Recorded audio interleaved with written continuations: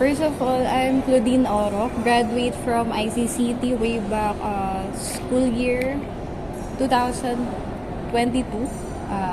My course is BSBA, major in marketing management. Which classes at ICCT helped you the most for what you want to do in your job and why? Okay.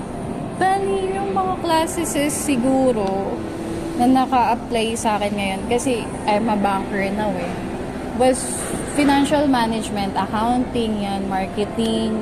So sa financial, marami akong natutunan. Lalo na hawak namin is money. So, yung accounting yan.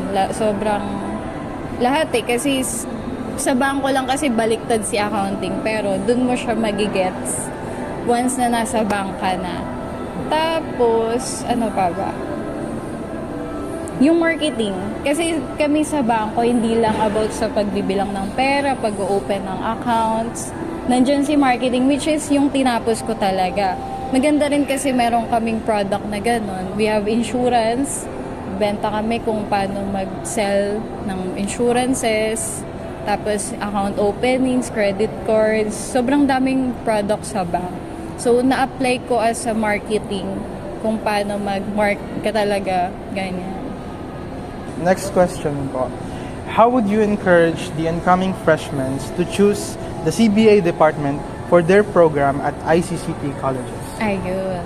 I encourage students to take business degree because there's a lot of opportunities that will take. Sobrang lawak ng business course. Sobrang daming pwede mong puntahan. Actually, ako business degree marketing pa. Pero nasa banking industry ako.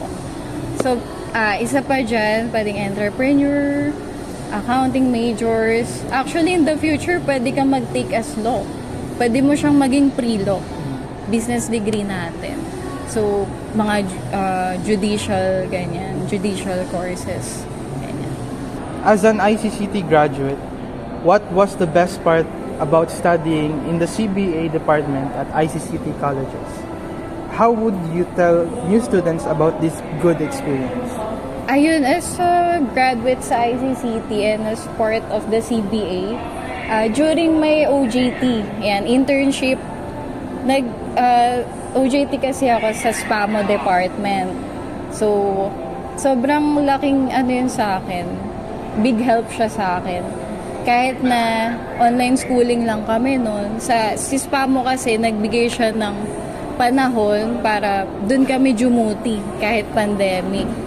Yun, face-to-face siya. Tinuruan kami doon kung paano mag-market, kung paano pakilala si ICCT, ganyan. So, maganda kasi dati kasi parang kailangan pumunta pa sa school. So, by using technology, kahit nandun lang kami via calls, may mga campaigns pa rin kasing ginagawa. Tapos, masaya. Maganda rin kasing hikayatin yung other students na mag-take sila ng OJT sa ICCT.